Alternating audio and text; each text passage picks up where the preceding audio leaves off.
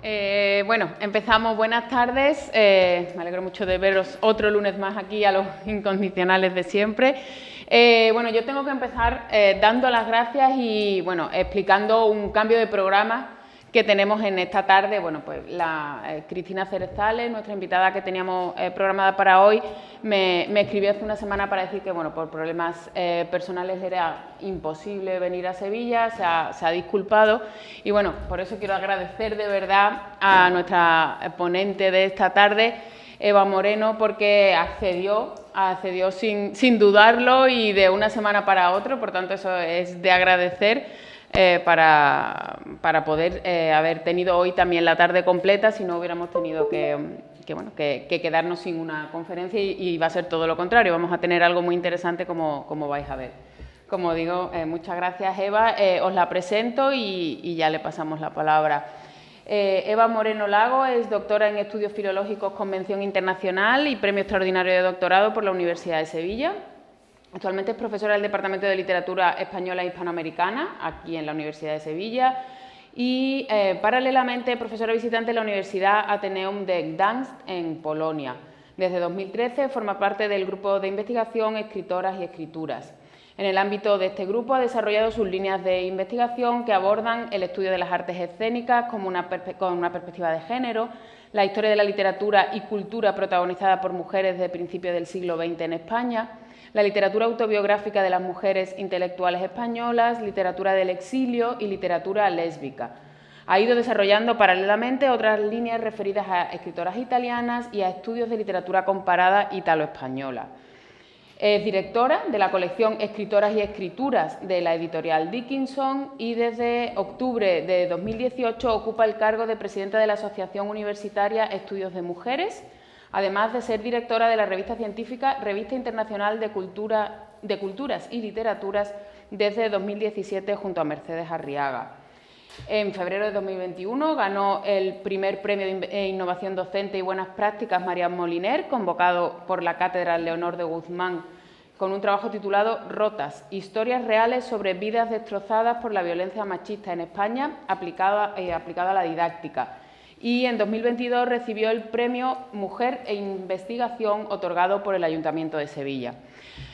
Hoy viene a hablarnos de un trabajo que tiene casi recientemente terminado, ¿no? Una investigación que ha estado haciendo en los últimos tiempos y la ha titulado Descifrando la autobiografía lésbica de Victorina Durán, el descubrimiento de los borradores de Así es. Eva, de verdad, muchísimas gracias, sobre todo bueno, pues por aceptar con tan poco tiempo y por estar esta tarde aquí con nosotros hoy, porque además sé que tienes clase, o sea que vas a terminar para salir corriendo. Muchas gracias. Muchas gracias, Rocío, por la invitación y bueno, y por dar este espacio, esta oportunidad. La verdad es que afortunadamente pues tenía varias investigaciones en curso relacionadas con la escritura del yo, así que pues por eso pude aceptar, la verdad.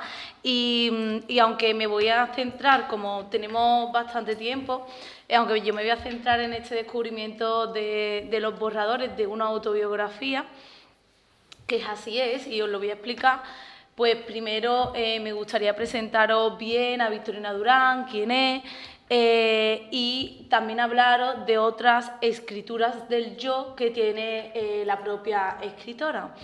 Así que, bueno, quizá os suene o no ella, Victorina Durán, es una gran desconocida, pero cada vez está siendo menos desconocida porque Tania Bayó, que ha hecho la serie 3 documentales titulados La sin sombreros, con el objetivo de recuperar la vida y la obra de unas cuantas mujeres más o menos pertenecientes a la generación del 27, y lo digo también entre comillas porque ellas no pertenecían en sí, porque la generación del 27 se hace con una serie de características que engloban la vida y la obra de una serie de autores muy específicos, entonces ellas colaboran con ellas, tienen redes y tal, pero no pueden, no tienen sus obras, no tienen las mismas características que la de los miembros de la generación del 27, pero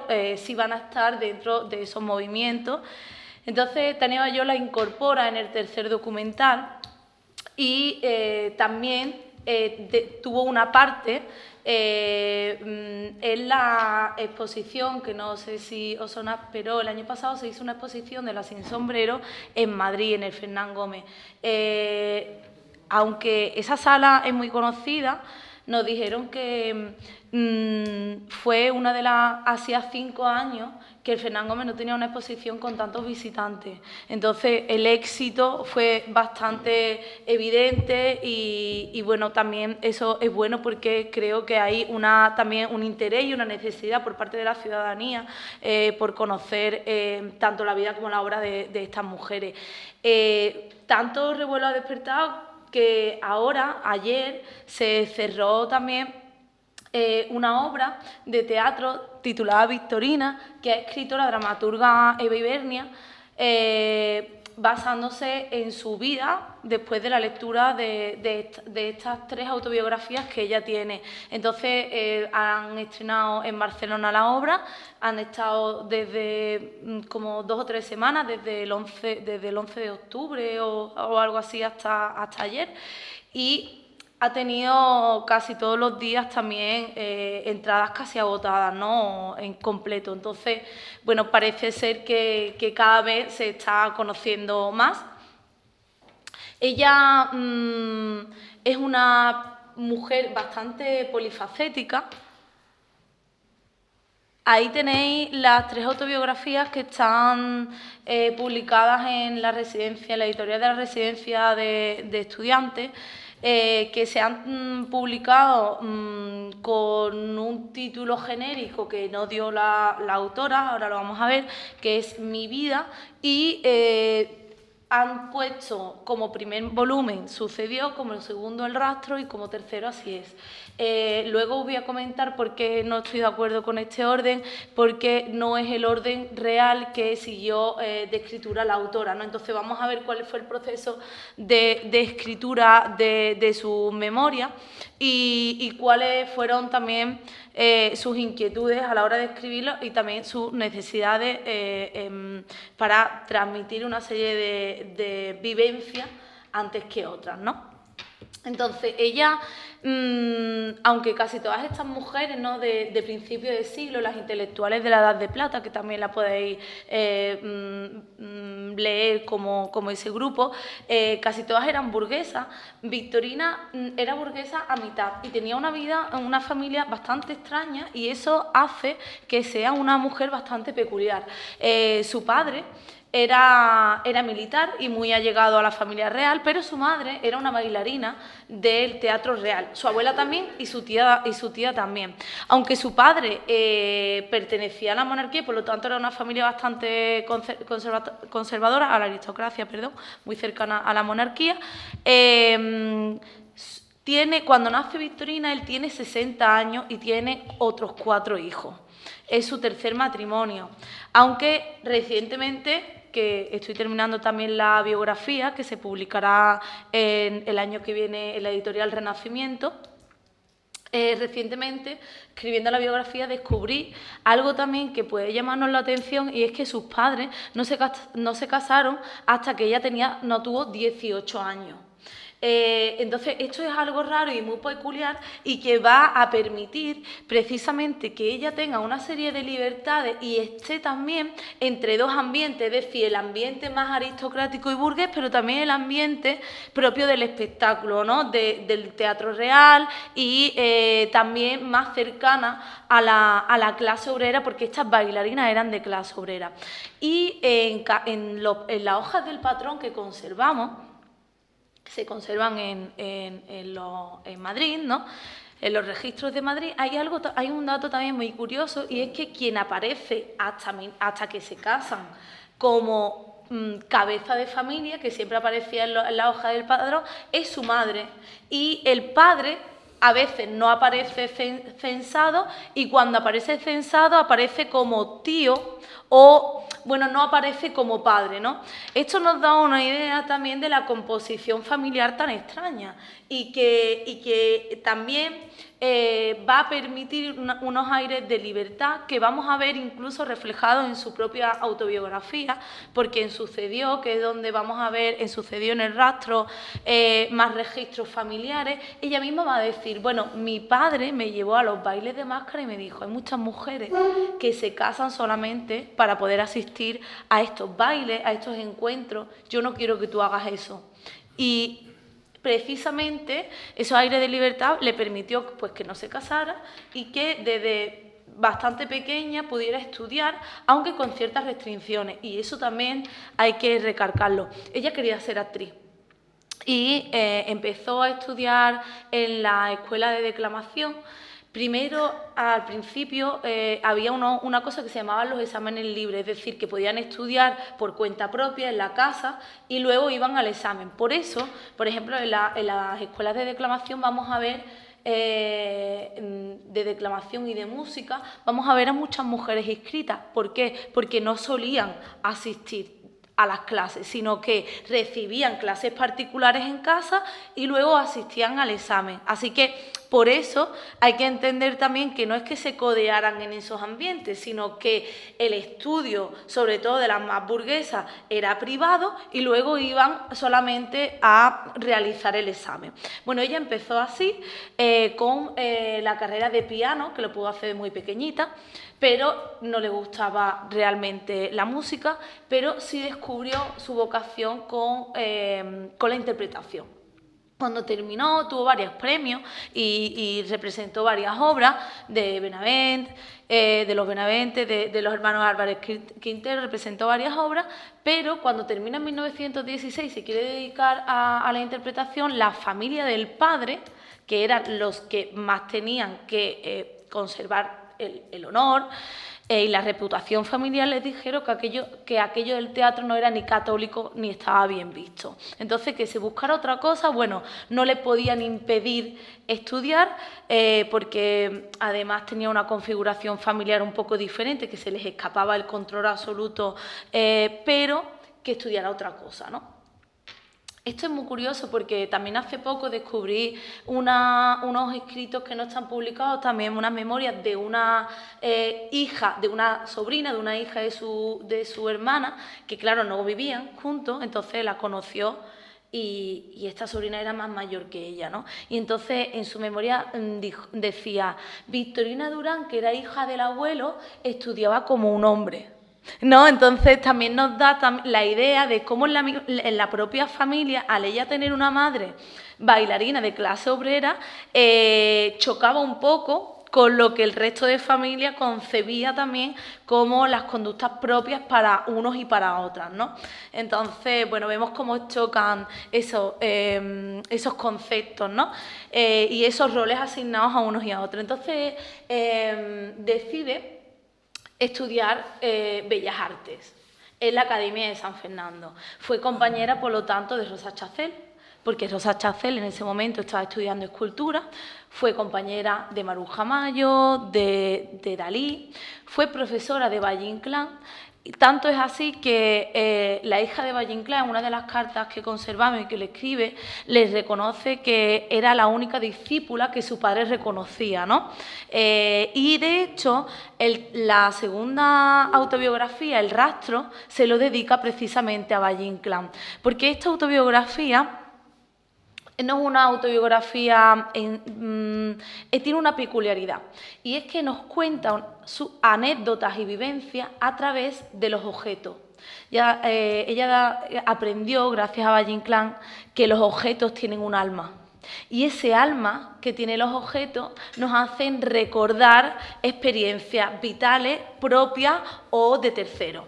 Entonces, esta autobiografía pues nos narra experiencias que ella ha vivido o que le han contado otras personas a través de objetos. Por ejemplo, un reloj que le recordaba al padre, los abanicos, la mantilla, etcétera, etcétera. Va encontrando diferentes objetos en el rastro. Hay que decir que ella era muy una persona que le gustaba muchísimo coleccionar cosas, tanto es así que si vemos, no lo he traído, pero si viésemos fotografías de su casa, no había ni un hueco en la pared, ni un hueco, tenía colecciones de cuernos, de candiles, de relojes, y todo estaba colgado en la pared hasta tal punto que no quedaba, o sea, tenía un horror vacuino. Así que tanto es así que muchas veces ahora os voy a hablar de algunas agendas que conservamos por las que podemos saber en qué momento escribió cada una de estas autobiografías, están llenas de pintura. Y era porque, claro, no podría, para pintar, retirar todos los objetos que tenían, ¿no? Bueno, esto nos da una idea de la obsesión que ella tenía de buscar antigüedades y recopilarlas y colgarlas en su casa como grandes tesoros, ¿no? Entonces estudia Bellas Artes y de repente, a ver, aquí. Bueno, de repente ella se encuentra con una serie de obstáculos, pese a que la Academia de Bellas Artes de San Fernando empieza a admitir mujeres del siglo XVIII, una de las instituciones, digamos, más avanzadas en el terreno de la igualdad en este sentido, a lo mejor sobre todo de cara a la educación, ¿no? Pero ella va a contar cómo ciertos profesores tienen rechazo de admitir a las mujeres. Entonces va a contar, por ejemplo, cómo en la prueba de acceso había muchas más preguntas para las mujeres, incluso más difíciles. Por ejemplo, a ella le preguntaron sobre una dinastía asiática muy concreto y entonces no estaba dentro del temario, no, para que veáis, ella aún así entró, ¿no? Bueno, y aún así entraron muchísimas mujeres. Y también vamos a encontrar cómo algunos profesores van a suspender en la primera convocatoria a algunas mujeres porque decían que así, si era constante, es que valían para pintar y si no, pues mejor pues que se retiraran porque así como que les ponía ese impedimento, ¿no? Pero, aunque entraran, luego, cuando terminaban los últimos años, las dirigían hacia el arte decorativo. Es decir, había dos salidas para las mujeres. Una era el arte decorativo y otra era la enseñanza de la pintura en las escuelas. Entonces, casi todas sus compañeras, esa foto que veis ahí en medio fue la que estuvo en la exposición de la Sin Sombrero en el Fernán Gómez, y está tomada en el Museo de Artes Decorativas, donde después de terminar los años básicos iban y empezaban pues, a aprender arte decorativo. Fue una de las primeras que empezó a utilizar una técnica muy extraña, que es el batik, que es una pintura en seda que se hace con cera caliente. La cera caliente lo que hace es delimitar justo el fragmento que se va a pintar para que la pintura luego pues no se expanda, ¿no? Ahí tenéis uno de los batiks que se conservan actualmente en el Museo de Arte Decorativo, que es un gallo, y para deciros que con estas técnicas, tanto con la del batik como con la del cuero repujado, ganó ella y también otra compañera suya, Matilde Calvo Rodero, dos medallas. Ella ganó 2 medallas, su amiga una, en la Exposición Internacional de Arte de 1925 de París. O sea, que fue sabemos, ¿no?, una exposición de referencia y estas medallas, bueno, suponen un reconocimiento ya a su trayectoria bastante importante. Claro, no pudo entonces dedicarse al teatro, pero su vocación era teatral. Entonces, cuando fallece el padre, ella decide presentarse a la cátedra de indumentaria, que se había quedado vacante por la muerte del que fue su profesor, Juan Comba, y la gana. Ella se presenta con varias personas, todos hombres, y la ganó. Entonces, tenemos que es la primera catedrática también de indumentaria de lo que ahora sería la Real Escuela Superior de Arte Dramático, ¿no? Y tenemos también tenemos manuales de historia de la indumentaria de ella, elaborados, pues que constituyen algo también bastante inusual en este momento, ¿no?, ese tipo de manuales. Por lo tanto, a partir de esta cátedra de indumentaria empieza otra vez a dedicarse al teatro. Y ella lo que va a hacer es aunar su formación como teatral con la artística. Así que, aunando las dos que nos da, bueno, la dedicación a las plásticas visuales dentro del teatro, que es la escenografía y el vestuario. Así que vamos a tener a una escenógrafa y figurinista de las más importantes de principios del siglo XX, aunque no se reconozca. ¿Por qué? Porque no solamente tenía una formación teatral, cosa que otros compañeros no tenían, porque en este momento quienes se convertían en escenógrafos y figurinistas eran pintores y tenían una formación exclusivamente pictórica, y ella tenía las dos, sino que además, también por ser profesora de indumentaria, fue teórica, es decir, fue teórica y práctica. De los primeros escritos que tenemos hablando sobre la práctica escénica y también del figurinismo va a ser ella. Entonces, fijaros este figurín que tenéis ahí al lado, cómo nos muestra también una creación muy inspirada en las vanguardias, ¿no? Nos puede recordar, bueno, pues quizá al cubismo, al dadaísmo. Es una mezcla, ¿no?, de las diferentes vanguardias, porque ella además viajó en muchas ocasiones a París y se vio también influenciada por todas las corrientes artísticas que en ese momento pues estaban circulando. Entonces tenemos además que, si por esto no fuese poco, ella va a entrar también a trabajar como periodista.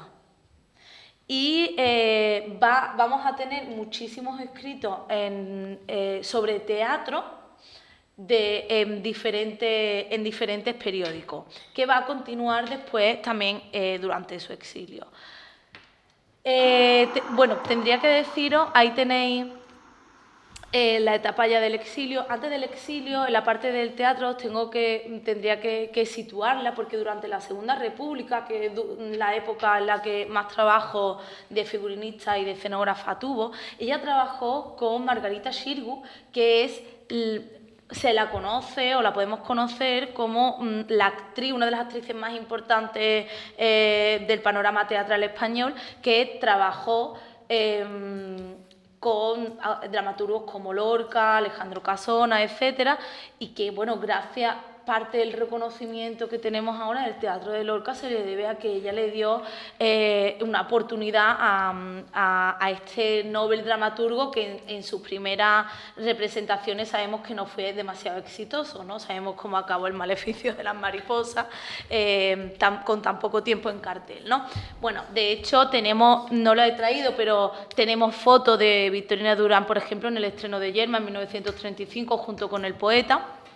Y yo digo que esta vinculación con Lorca también la limitó en su decisión para exiliarse, la condicionó mejor. ¿Por qué? Porque ella vivió su sexualidad de una forma más o menos abierta. Digo más o menos porque en este momento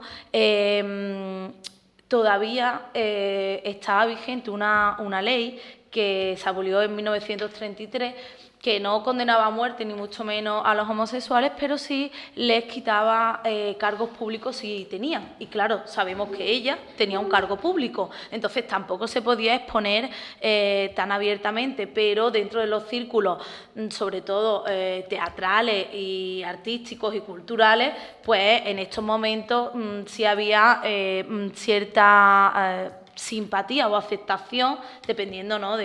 Había un poco de todo, pero había círculos mucho más simpatizantes. Entonces, yo pienso que esa vinculación con Lorca y cuando de repente le llega el mensaje del asesinato de Lorca, que claramente, y esto lo sabemos por un documento que está firmado en el 60, pero el mensaje estaba claro.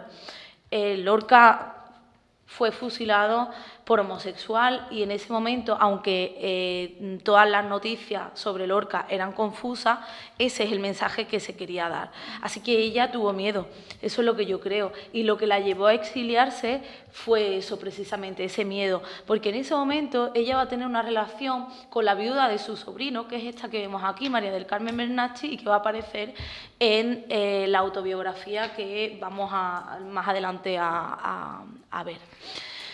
Entonces ella se va precisamente porque Margarita Xirgu, ahí la tenemos a las dos, la llama le hace un contrato de trabajo para grabar la primera adaptación de Lorca al cine, que es Bodas de Sangre, y que se graba en Buenos Aires. Hay algunos fragmentos todavía en YouTube y os recomiendo que lo busquéis, porque veréis a la gran Margarita Xirgu actuar, ¿no? Y ella se encargó de, si la veis, tiene muchísimos figurantes, y se intentó ofrecer un ambiente lo más andaluz posible. Entonces ella se encargó de hacer el vestuario, un vestuario con traje muy aflamencado, los hombres el típico traje de corto, etcétera, y toda esa ambientación y vestuarios pues lo realizó Victorina, pero entenderéis que este contrato, que duraba solo 3 meses, era una excusa para poder salir ella y María del Carmen Bernacchi, que en ese momento tenía 4 hijos. Bueno, pues aquí en Argentina, no sé si reconocéis a ver, se ve. Bueno, no, es que aquí no se ve el punto. Bueno, no sé si reconocéis a esta mujer, ¿la reconocéis?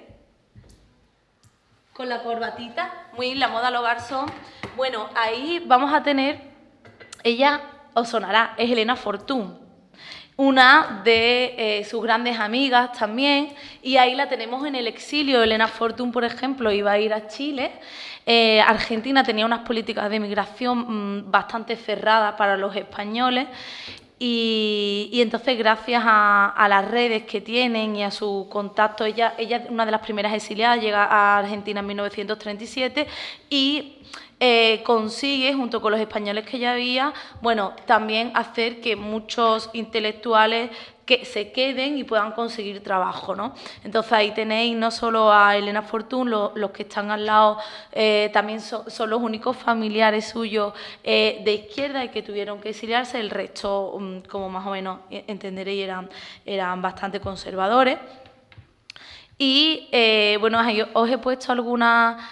Mira, así, al final lo había puesto, pensar, veis la casa que está llenísima, ¿no?, de objetos. Esto nos hace entender esta segunda autobiografía, que es el rastro. Os he traído para que veáis la cantidad de detalles que tenemos en su archivo y que nos permite también reconstruir todo el proceso de escritura que ella tiene. Ella guardaba absolutamente todo, no solo esa rosa, que podemos entender que si te la ha regalado Margarita Xirgu la guarde, sino que aquí vais a ver que guardaba incluso, bueno, los paquetitos de golosinas y florecitas que se encontraba cuando paseaba, etcétera, ¿no? Entonces, y incluso nos pone comentarios de qué significan estos recuerdos, ¿no?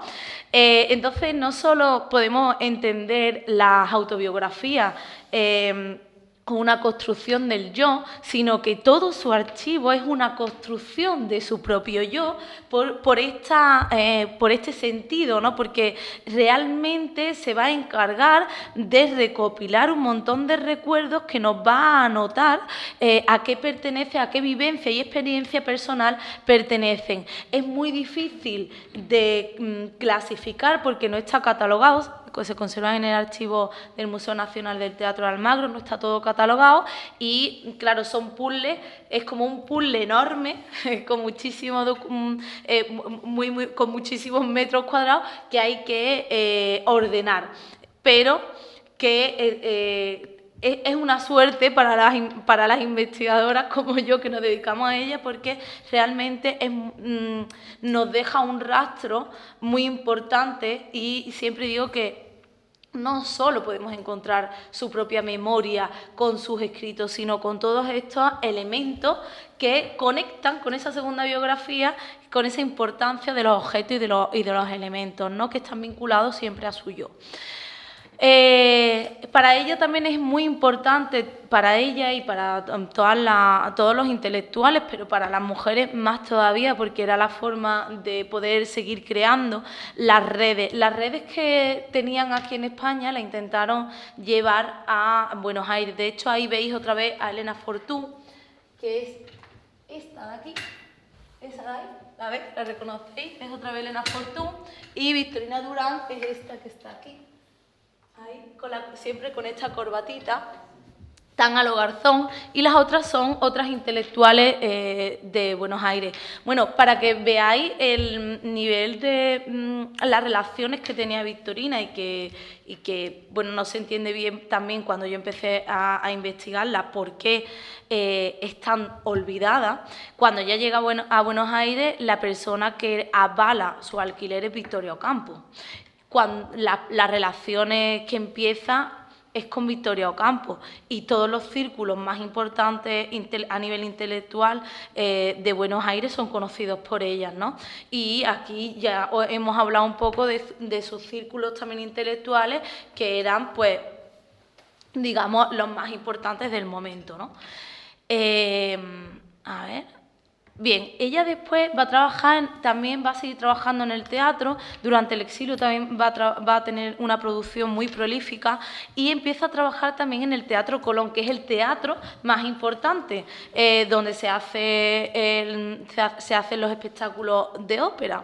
Ella trabaja ahí durante 16 años, y luego las políticas peronistas no fueron muy favorables para los exiliados republicanos. Entonces intentaron ponerle ciertos obstáculos hasta que la echaron del Teatro Colón. No la podían echar porque tenía un contrato, no era funcionario, pero era algo muy parecido, para que lo entendamos, y entonces la mandaron a este museo, Museo de Isabel Fernández Blanco, y ahí... para que veáis lo inquieta que era, pues conoce a la hija del director, a Susana de Aquino. Ahí os pongo cómo también en unas agendas que tenemos, ella anota todo lo que pasa de forma muy esquemática en su vida. Y va a crear la Cuarta Carabela. Bueno, ahí tenéis también algunas pinturas que no conservamos, pero que tenemos fotografías, como también toda la pintura que ella va a realizar se vincula con su propia experiencia y nos sigue hablando, nos sigue ayudando a esa construcción del yo, ¿no? Entonces, Luis de Aquino, que es el director del museo, y esta que veis ahí abajo es el retrato de Susana de Aquino, hecho por Victorina Durán, con la que bueno, hizo también una labor de conferenciante muy importante. Y con esta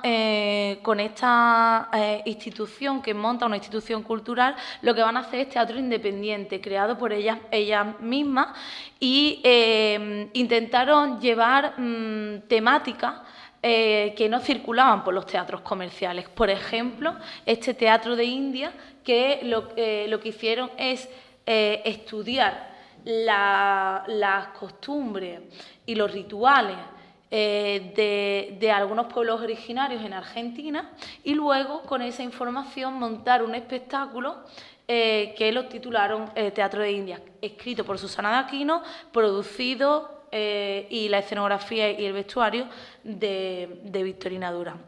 Creo que tengo aquí algunas fotos. Bueno, en la que está en medio es Irene López Heredia, que también es una actriz muy conocida. Algunas fotos de este teatro independiente. Muchas veces lo hacían al aire libre, para que veáis también el público, ¿no? la gran asistencia que tenía, y el carácter bueno, de teatro independiente, que después de una gran trayectoria y de estar con todas las compañías más comerciales, pues de repente se atreve a realizar, ¿no? Bueno, ahí tenéis algunas de las obras que hizo, simplemente para que lo veamos visualmente. Y con este Teatro de Indias se atreve a regresar a España en 1963. le dan, consiguen que pueda... consigue que la acepten, la dejen en el país y ya está jubilada porque aquí tiene 65 años. Bueno, ahí está con el grupo de la Cuarta Carabela, que lo que hicieron es, durante un año, llevar este espectáculo teatral por diferentes provincias, por Cáceres, tenemos testimonio en Cáceres, en Madrid, en Barcelona, en pueblos también, como Trujillo.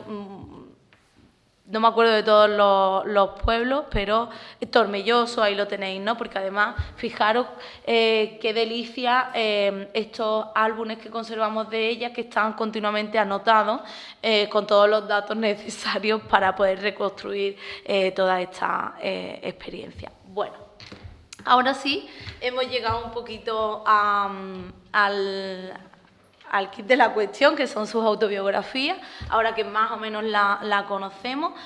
La primera autobiografía que ella se encarga de escribir es Así es. En la edición que tenemos publicada es el tercer volumen, pero creo que... A ver, creo que tengo por aquí. Mirad, estas son las agendas que conservamos agendas como este tipo, donde ella apuntaba, veis, como de una forma muy esquemática lo que hacía, dónde comía, incluso los gastos que tenía diarios, desde 1945 hasta 1980 y tanto, que se queda prácticamente ciega. Tenemos que decir que ella nace, nos lo había dicho, ya vimos su cumpleaños, nace el 12 de noviembre de 1899, pocos días antes de entrar en el siglo XX, y vive todo el siglo XX.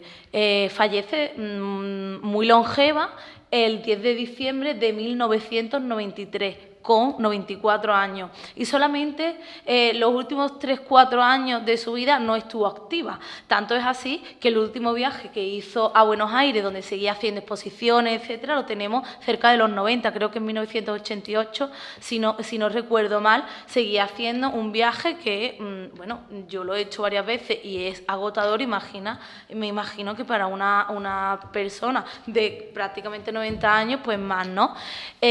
Así que estuvo bastante activa hasta los últimos años de su vida.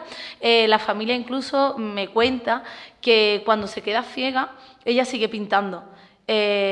Pintaba fuera del lienzo incluso, pero tenía esa necesidad de seguir creando, incluso con estas limitaciones de la edad, ¿no? Bueno, pues gracias a esta agenda podemos ver cuándo ella va a dedicarse a escribir estas autobiografías y qué autobiografía va a escribir primero, porque lo anota, lo deja registrado en esta agenda. Fijaos cuántas agendas son, 1945 y prácticamente los años 90, y son agendas muy gordas porque son diarias. Veis que cada hoja es un día, ¿no? Entonces, por eso podemos reconstruir esto. En la edición que se ha publicado no se entiende, no aparece cuál es la evolución ni el proceso de escritura. Y también podemos saberlo porque muchas veces, sobre todo en los borradores, ella misma va a hacer referencia al momento en el que está escribiendo. Ahora, 1970 y tanto, que ya tengo una edad y qué tal, bueno, va a hacer referencia, ¿no? Y ahora os voy a contar bien que, aunque realmente parezca que lo escriba en 1970, al menos esta, la autobiografía Así es, que tenemos que considerarla como una autobiografía única en nuestra literatura española, porque es la única que conservamos a día de hoy, que se centra exclusivamente en amores lésbicos. Es decir, que desde el inicio hasta el final es su propia autobiografía, pero dedicado a los amores y a amores de mujeres con mujeres. Entonces, claro, no hay una autobiografía de este estilo a día de hoy, así que ese es una característica que lo convierte en pionero. Cuando nos leemos la autobiografía nos damos cuenta que tiene un sentido bastante fragmentario, que va a tener algunos capítulos. Además, os tengo que decir que la edición, os voy a contar algunos errores grandes que tiene la edición de 2018.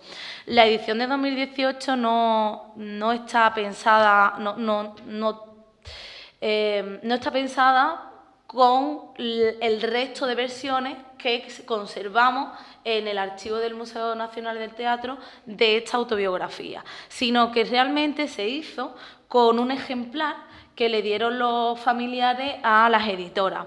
¿Qué pasa? Que este ejemplar, y lo vamos a ver aquí, veis arriba podéis ver los capítulos los nombres de cada capítulo.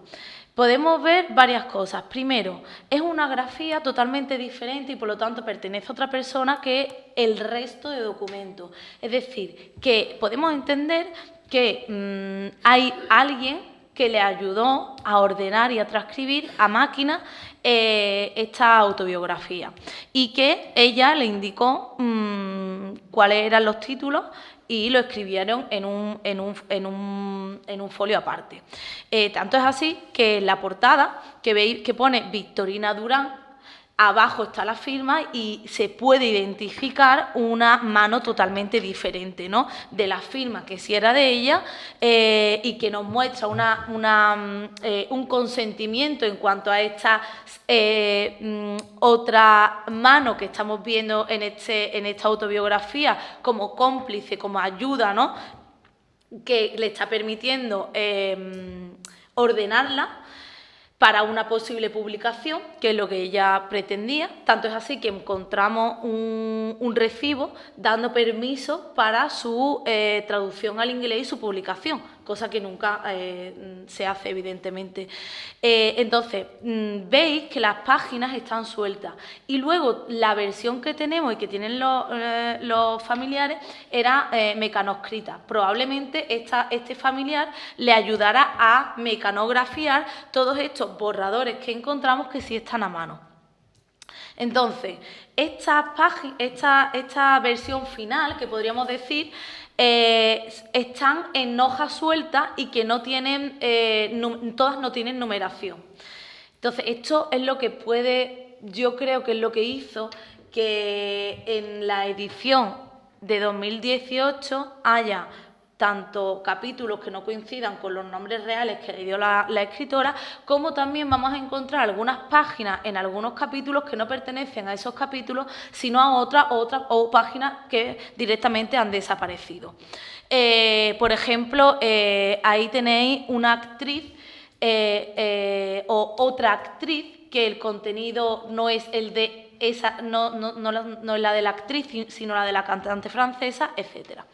Bueno, os he puesto ahí la autobiografía real, qué capítulos tiene y qué capítulos encontramos en la edición.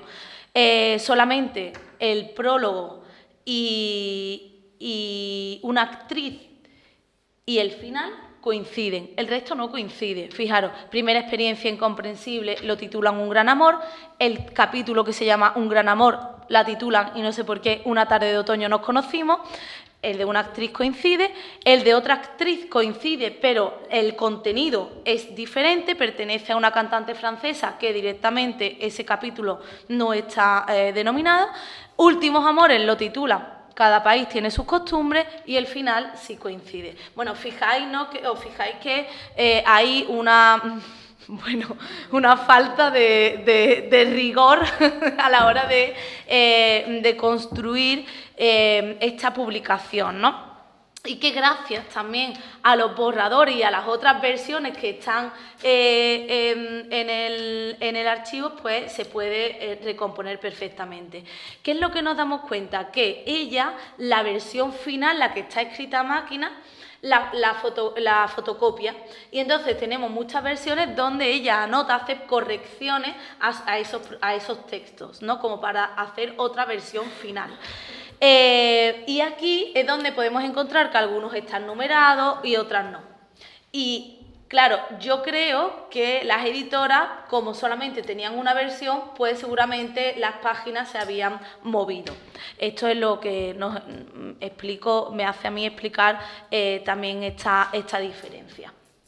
Bueno, como os fijáis, bueno, lo voy a dejar porque os he puesto también al lado para que entendamos, y os voy a hablar además de cada capítulo, cómo podemos entender con los borradores también el proceso de escritura, que no fue todo en los años 80, finales de los 70, principios de los 80, sino que los primeros capítulos van a estar escritos en 1934, pero lo va a terminar en 1980, y así también el de Un gran amor y el de Una actriz. Es decir, que esta autobiografía tiene un carácter fragmentario porque lo que hay detrás es una necesidad de escribir su propia experiencia, y lo hace en momentos determinados de su vida. Va a escribir, va a guardar esos escritos, y cuando ya tiene 80 años decide recopilar estos escritos, que ahora vamos a ver cada uno cómo es, y para crearle un hilo común, lo que hace es escribir un inicio y un final de cada capítulo. Por eso os pongo 1934-1980, porque conservamos un cuadernito donde se aprecia primero un boli, porque en los otros escritos, no sé si os dais cuenta, pero están escritos a pluma. Estos están escritos a pluma porque son de los años 30. Y el resto van a estar escritos con un boli en un cuadernito donde vemos el inicio y el final de cada capítulo, de forma que ella va a intentar darle un hilo conductor a todas estas historias. Por eso, lo último que va a escribir es un prólogo, que si leéis el prólogo es un prólogo desgarrador, donde va a explicar la necesidad de contar realmente la experiencia de las mujeres lesbianas, porque ella dice que hasta ese momento solamente los hombres habían hablado de las lesbianas, y con una visión más bien desde el deseo masculino, la pornografía, e incluso también desde una connotación negativa de un modelo a no seguir, ¿no? Y que las mujeres tenían que contar la realidad de su propia experiencia, ¿no? Entonces, el prólogo es así de desgarrador. De hecho, empieza escribiendo una frase que a mí me parece maravillosa, que es: alguna tiene que gritar si es que puede. Entonces, vemos cómo la primera experiencia que ella va a tener con una mujer, aunque es en 1921, ella la va a escribir en 1934. Y estos escritos los vamos a encontrar datados. Ella misma, no sé si os fijáis aquí, ¿veis? Pone julio de 1934. Es decir, que vamos a encontrar la referencia de cada escrito en estos fragmentos, que van a tener tanto un formato diferente como un registro diferente. Si os fijáis, todos estos borradores están corregidos y autocensurados con un boli azul. ¿Veis que hay un boli azul que tiene tachones o que corrige algunas cosas? Este es el mismo boli azul y la misma grafía que nos vamos a encontrar en la parte del inicio y en la parte del final de estas historias, ¿no? Por eso sabemos que las correcciones y la aglutinación de los textos pues fue finales de los 70, principios de los 80.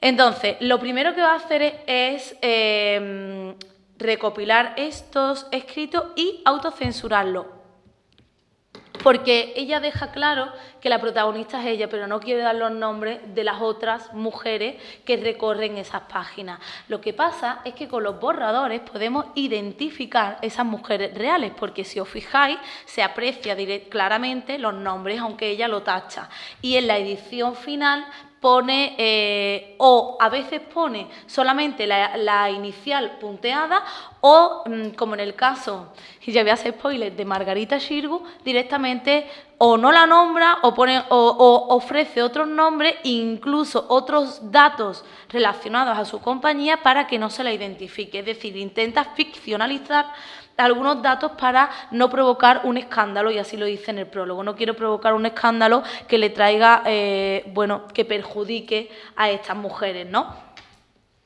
Entonces, volvemos aquí para que veamos el orden. Nos va a hablar de la primera experiencia, que es en 1921, con una condesa, la Margarita de Liori se llama, una mujer que se separa del marido y decide estudiar Derecho en 1930, cuando prácticamente tenía 40 años, y un poco transgredir lo que las mujeres burguesas estaban acostumbradas, que era, bueno, asumir un matrimonio convencional, etcétera.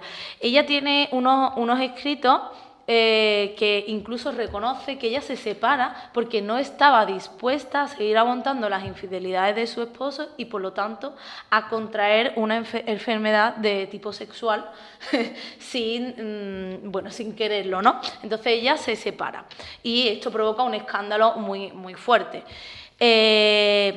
Obviamente va a ser una mujer que en Valencia, que es donde ella vivía, pues no va a estar bien considerada. Imaginaos hasta qué punto transgredía, que tenía incluso experiencias con mujeres, ¿no? Experiencias amorosas y sexuales con mujeres. Después, el siguiente capítulo va a ser el más extenso y el más quizás diferente en cuanto a su construcción narrativa de los demás. ¿Por qué? Porque el primero es como, lo que entendemos es como si en 1934 ella tuviera la necesidad de contar lo que pasó. Es como si nos sentáramos y en 10-15 páginas escribiéramos alguna experiencia de nuestra vida y la termináramos. Este gran amor, vamos a darnos cuenta que es una novela. Gracias a los borradores apreciamos que es una novela, una novela con rasgos autobiográficos, donde la protagonista es Raquel. Si os fijáis en estas imágenes que os estoy poniendo, ella, cuando decide armar su autobiografía, en esas correcciones vamos a ver que Raquel está tachado y arriba hay escrito yo, y que todos los pronombres en tercera persona van a pasar a ser en primera. Entonces, cuando si leéis la autobiografía, en este capítulo sobre todo, nos vamos a dar cuenta, y una de las características de este capítulo es que de repente el lector se pierde porque tenemos una escritura y en primera persona que a veces está en tercera y no se entiende. Con los borradores sí entendemos porque es que se le ha pasado en las correcciones, en muchos momentos pasarlo a primera persona y lo ha dejado en tercera. Yo creo que también es porque son escenas, yo creo que lo ha hecho aposta, porque son escenas que necesitan un cierto distanciamiento para que el lector empatice más con lo que pasa, porque esta va a ser una de las experiencias donde realmente se van a contar las frustraciones del amor entre mujeres, todos los obstáculos familiares. Detrás de esta historia vamos a tener a María del Carmen Bernacchi, con la que se exilia, que no es del ámbito artístico como sí lo son las actrices, y que por lo tanto su familia, de un ámbito mucho más conservador, van a mostrar un rechazo y vamos a ver cómo la sociedad va a impedir que ellas puedan tener una relación, ¿no? Y cómo después de todo y de un proceso identitario muy complejo van a poder tener esta relación que durará unos cuantos de años. Voy a ir un poquito ahí. Bueno, también os quiero mostrar cómo, bueno, veis, ¿no? Raquel, Vic, o sea que también muchas veces ella conscientemente habla en tercera persona. Vic es como lo decían sus amigas, o Vic o Vito. Entonces, muchas veces vamos a ver que usa Vic o Vito en vez de Raquel y decide voluntariamente en sus correcciones dejar esos fragmentos en tercera persona, ¿no? Y esto nos puede crear una sensación extraña cuando estamos leyéndolos, pero realmente son escenas que es mejor que se produzca como esta distancia desde esa tercera persona y no desde la primera, ¿no? Y el siguiente capítulo, no sé si está aquí, a ver, o aquí. Aquí. El tercer capítulo, que es el de una actriz, así lo titula, y que pertenece a Margarita Xirgu, fijaros que arriba de este tenemos varios borradores. Tenemos, se nota que es el que más le costó escribir para ser publicado. ¿Por qué? Porque era la persona más conocida que iba a salir en su autobiografía. Entonces, arriba, si os fijáis, tachado se puede leer páginas sueltas de mi diario. Y podemos reconstruir día a día lo que va pasando en esa relación. Esto en la versión final no aparece tan así, aparecen algunos días señalados, la gran mayoría no aparecen los días, también une lo que pasa en algunos días y también tacha muchísimo. ¿Veis que está tachado con ese boli azul que yo digo? Están tachados muchos fragmentos que van a permitirnos identificar a la actriz. Entonces, vamos a encontrar unas páginas iniciales previas que están ficcionalizadas.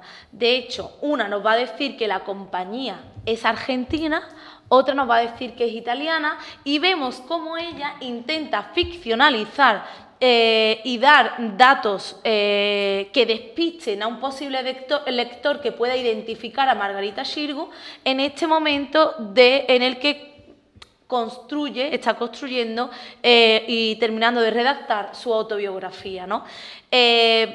Como os digo, hay dos borradores, uno lo deja incompleto, se ve que las páginas reales del diario no las tenemos, sino que ella transcribe. Entonces tenemos una transcripción casi real en el primer borrador. En el segundo borrador vamos identificando cómo ella va eliminando cada vez más elementos.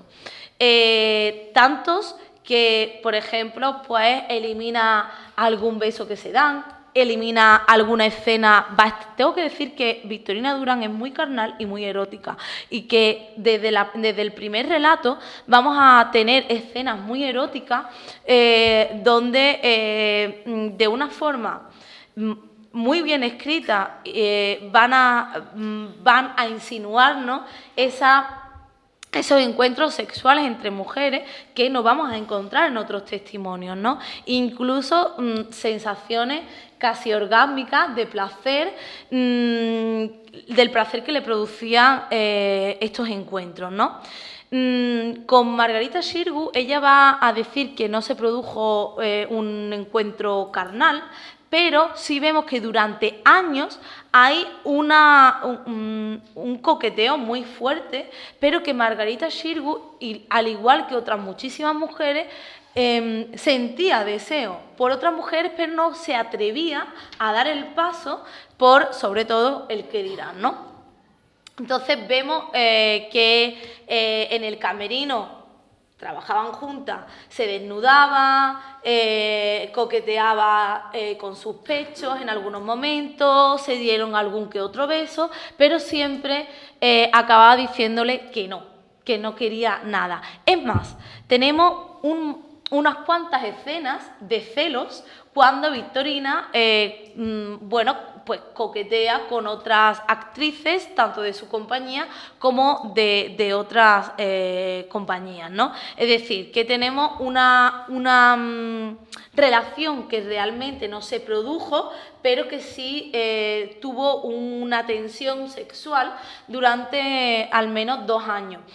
Es importante este relato porque Victorina lo que hace con esta autobiografía es mostrarnos una diversidad enorme de relaciones entre mujeres. Es decir, ella considera que este tipo de relaciones que al final no acaban consumándose, también es algo propio de las relaciones entre mujeres y que es algo muy característico y que le ha ocurrido en muchas ocasiones. Es decir, mujeres que sí sienten ese deseo sexual y no se atreven a dar el paso, ¿no? Y está muy presente en toda su experiencia amorosa. Por eso hace tanto hincapié, ¿no? Vale, me faltan otros capítulos. Ahora os voy a decir también cómo en estos borradores, sobre todo en esa parte de una actriz, en la de Margarita Xirgu, va a ser la que más diferencia vamos a encontrar con la versión final y con la edición que tenéis y que podéis comprar, ¿no? Que está en venta, porque es la que más se va a autocensurar, como os estoy diciendo. Tanto es así que ahora os voy a enseñar otros nombres de otras intelectuales y otras artistas que aparecen en estos borradores. Bien, la otra actriz que aparece es Iris Marga, que es otra actriz con la que ella trabaja en Buenos Aires en los años 40 y que tiene una relación muy breve, pero que ella nos ayuda, termina este capítulo diciendo que ha tenido varias relaciones con diferentes actrices, ¿no? Y, de hecho, después nos habla de una cantante francesa que conoce en el Teatro Colón, donde ella trabajó, y después, de una forma muy rápida y muy breve, hace un recorrido por otros amores ahí sí es verdad que no podemos identificar ningún nombre. La cantante francesa es Hélène Boubois y los únicos nombres que no podemos identificar son los de este último capítulo, porque lo que intenta ella es ofrecernos otras relaciones diferentes, con otras características que tuvo, para, como os digo, bueno, hacernos entender que no hay una forma ni de ser lesbiana ni de tener relaciones entre mujeres, ¿no? Que cada una es única y que las hay de muy diferentes características, dependiendo también del ambiente en el que han estado, ¿no? Y se han educado cada una de estas mujeres, pues también la experiencia cambia. Y luego tiene un final que, igual que el prólogo, es bastante contundente y conmovedor. Bien, así que de esta forma sí podemos entender, por una parte, el proceso de escritura, cómo son las fases de composición de la autobiografía y también, bueno, por qué tenemos una autobiografía tan fragmentaria, incluso que uno de los capítulos es claramente un diario, ¿no? Creo que aquí, bueno, aquí tenéis a Margarita Xirgu, justo en una de estas experiencias que vamos a descubrir en estos borradores y que ella va a eliminar en esta última versión mecanoscrita, y es en un momento en el que ella nos va a descifrar que también el mismo coqueteo que tiene con Victorina Durán lo tiene también con la dama joven de la compañía y nos ofrece el nombre, Pilar Muñoz. Bueno, esta imagen que veis aquí, Margarita Xirgu en diferentes momentos de su carrera artística decide travestirse de hombre. En este momento ella decide hacer de galán en una obra de Casona, de Alejandro Casona, y más adelante, incluso en el exilio, interpretará a Hamlet. En este momento ella decide hacer de galán y la dama enamorada será Pilar Muñoz. Cuando leemos los borradores, entendemos también el juego que hay detrás en esta elección, ¿no? Bueno, pues esos vestuarios los diseña Victorina Durán. Así que también en estas imágenes, después de leer los borradores, nos dan otra lectura y nos ayudan a entender este trío amoroso que describen los borradores, ¿no? Y además aparece otro nombre, que es una periodista que ella menciona como H.A., y que va a hacer una entrevista a Xirgu y ella va a reconocer que tuvo también una experiencia sexual con ella. La única periodista que firma como H.A. a principios de siglo, que está vinculada al ámbito teatral, incluso al Liceum. Sabemos el Liceum es esta asociación solamente de mujeres donde se reunían y que se funda en 1926, es Alma Angélico. Así que probablemente Alma Angélico pues también solamente dice H.A., pero rastreando y que coincida, y es que evidentemente coincide con estas características que encontramos, bueno, pues es Alma Angélico. Entonces, ahí tenemos otro nombre más que es bastante importante para poder reconstruir y entender bien pues las relaciones homoeróticas a principios de siglo y también cómo eran estas relaciones y estos ambientes artísticos y culturales en este momento, ¿no? Como ya estamos bastante, ya llevo 1 hora y pico hablando, quiero que también reflexionemos estas imágenes que veis aquí, porque como os he dicho, el yo de Victorina podemos rastrearlo no solo por los escritos, sino por todos los testimonios visuales que ella nos deja en su extenso archivo. Entonces, os muestro una Victorina en los años 20, mucho más feminizada, con zapatitos de tacón, y una Victorina a partir de los años 30 que ya adquiere una apariencia mucho más andrógina, mucho más masculinizada, y que realmente podemos rastrear en sus autobiografías, en Sucedió, que por cierto están incompletas y que por eso sabemos que es la última a la que se dedicó, porque está incompleta y también porque lo dice en sus agendas, ¿no? Así que su primer propósito al escribir una autobiografía era darle voz a las mujeres lesbianas. Luego hizo la del rastro y por último Sucedió, que está incompleta. El orden que se ha dado en las ediciones es al revés. Por eso creo que no se ha respetado el proceso real de la escritora, ¿no? Entonces vemos que hay una evolución hay un conflicto identitario evidente en esta autobiografía, en Así es, y una evolución en cuanto a una personalidad que va a ser mucho más fuerte y mucho más arraigada, y que eso también lo vemos en su apariencia, esa evolución se ve también claramente con las imágenes que conservamos de ellas, ¿no? Estas dos últimas imágenes donde también... la primera es de 1920, esta de aquí, perdón, está al revés. Esta es de 1920 con el tacón. La siguiente con el chaleco y la pajarita es de 1930 y las otras dos son ya del exilio, pero para que veáis los rasgos ya tan masculinizados que tuvo prácticamente hasta el final de su vida. Bueno, realmente habría mucho más que profundizar. Yo tengo aquí realizado un análisis desde la genética textual y también hay algo, antes de terminar, que me gustaría decir, y es que las dos únicas novelas que acaban de salir con rasgos, con características autobiográficas de temática lésbica de Elena Fortún, están escritas a la misma vez que esa novela, que sabemos que se conserva por los borradores y que luego pasa a constituir un capítulo de esta autobiografía, pero en principio se concibe como novela autobiográfica, con rasgos ficcionales, como hemos visto, ¿no?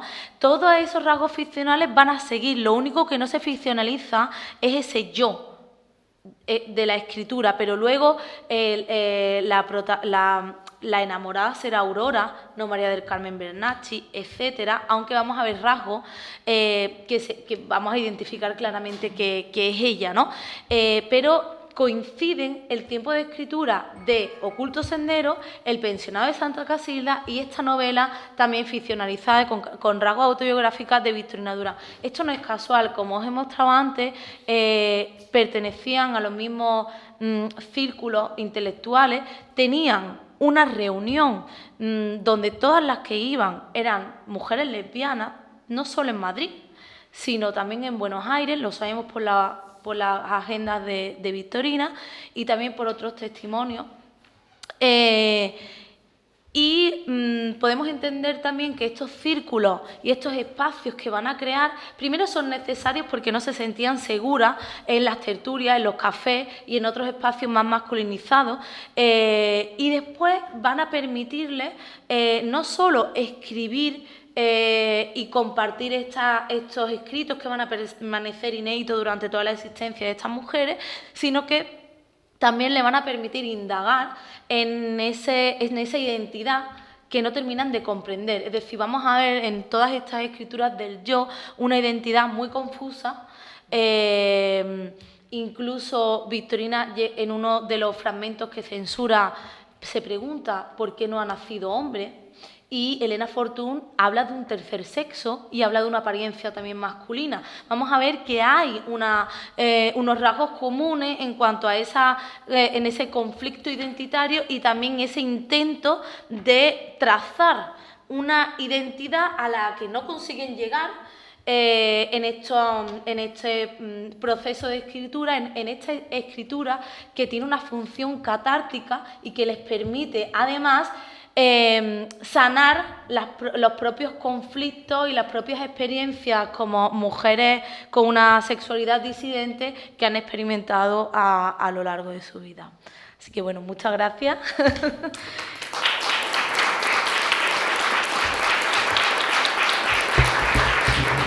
Bueno, Eva, muchísimas gracias a ti, gracias por a mí personalmente descubrirme a un personaje tan interesante y además enhorabuena por estar haciendo un trabajo tan necesario, porque efectivamente de un tiempo a esta parte por fin, ¿verdad?, se están recuperando a autoras y a personas de estas características tan profundamente vinculadas con la historia de España y que llevan silenciadas, ¿no?, tantísimo tiempo, por tanto, con la literatura, con el arte, ¿no? Y bueno, tan necesaria. Así que, bueno, enhorabuena. Y seguro que hay alguna pregunta, pero mi primera pregunta es, ¿va a salir? Con su forma perfecta, diríamos, su forma tal y como la autora quiso? Me parece absolutamente necesario, Tengo la edición hecha, pero claro, hay también un problema con las editoriales, es decir, que las editoriales tienen que ganar dinero. Entonces ahora mismo está en circulación la otra, y entonces que haya dos ediciones circulando porque no está descatalogada, pues es conflictivo para cualquier editorial a la que le plantee sacarlo, ¿no? Aunque realmente hay muchas páginas de más en esta otra autobiografía, en esta otra edición, pero probablemente saldrá en unos años.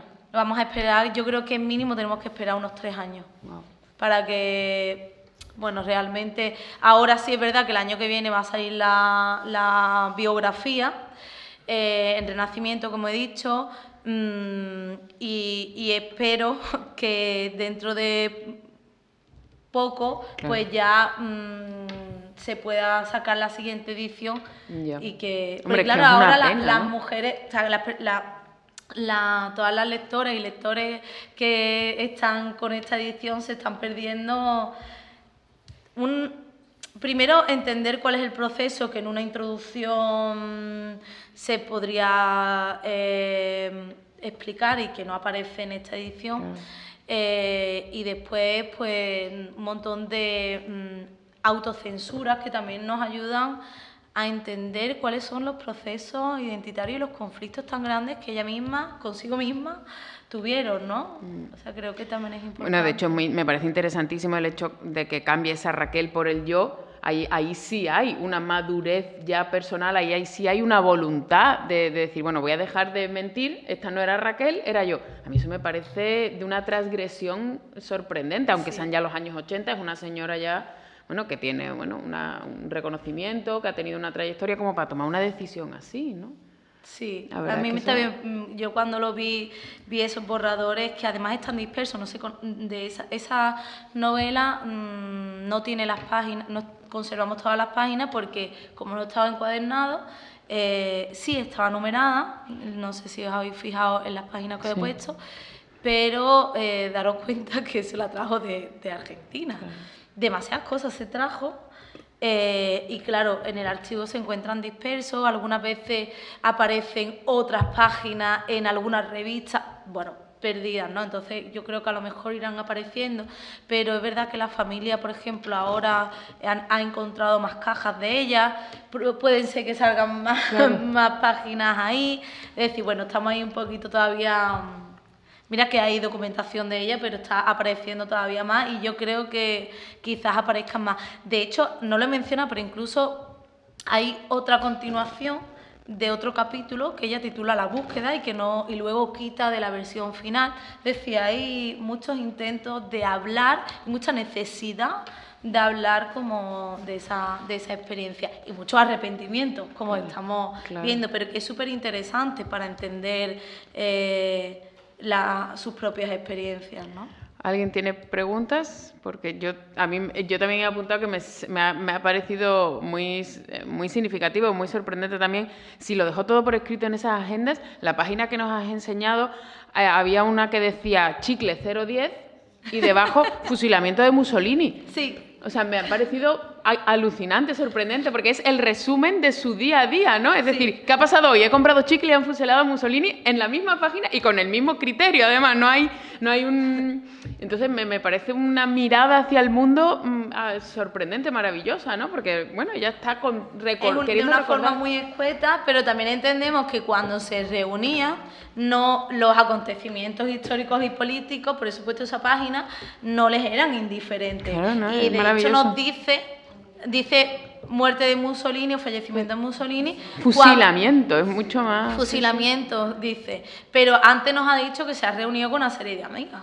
Sí, claro. Es la cuarta cosa del día. Claro, estoy en estos espacios mucho más minoritarios, esas amigas son todas lesbianas, y con ellas hablamos un poco de todo. De hecho, gracias a estas agendas podemos ver que algunas veces se leían sus propias escrituras, por eso estas novelas de Elena Fortún se leían en estos espacios.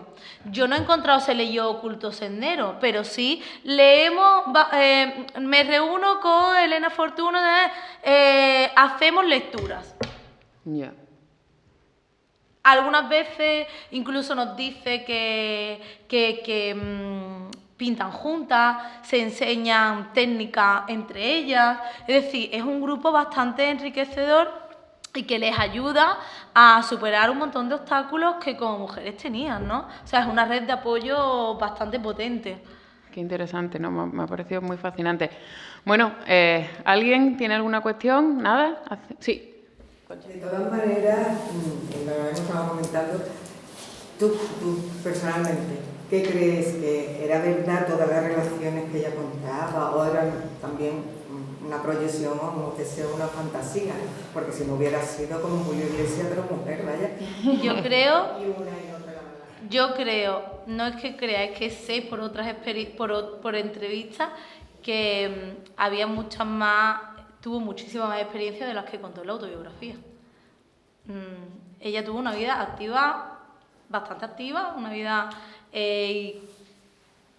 ya con una edad bastante avanzada sigue teniendo amantes. Esto yo lo sé por... Y eso no lo cuenta en las autobiografías. De hecho, en la autobiografía se centra más en la primera parte, pero en el exilio no.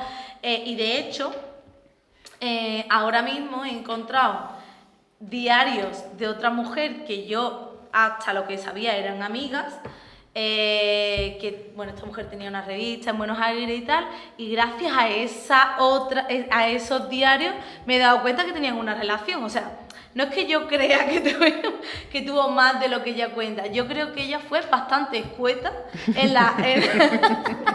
creo que fue bastante escueta en las relaciones que seleccionó y que yo creo que si realmente hubiera contado todas sus experiencias tendríamos varios volúmenes de Así es. Qué curioso. Qué interesante, me ha parecido muy interesante también cuando uno de los fragmentos que aparecía entero tachado sobre Margarita Xirgu, que dice que no le había gustado, que no es buena actriz, que no le emociona, me ha parecido muy sorprendente, o sea, que intenta mantener ese rechazo para luego cuando hablar la de conoce, la atracción, ¿no? Claro, Es cuando curioso. la conoce dice que no la impacta, pero después, la primera vez, ¿no? Que Sí, no, la pero ve es curiosa, actuar o sea. y tal, y después pues todo lo contrario. También es verdad que con esos escritos lo que descubrimos es el propio proceso como actriz que tuvo Margarita Xirgu. Margarita Xirgu, antes de la República, tenía un estilo de interpretación que además cambia.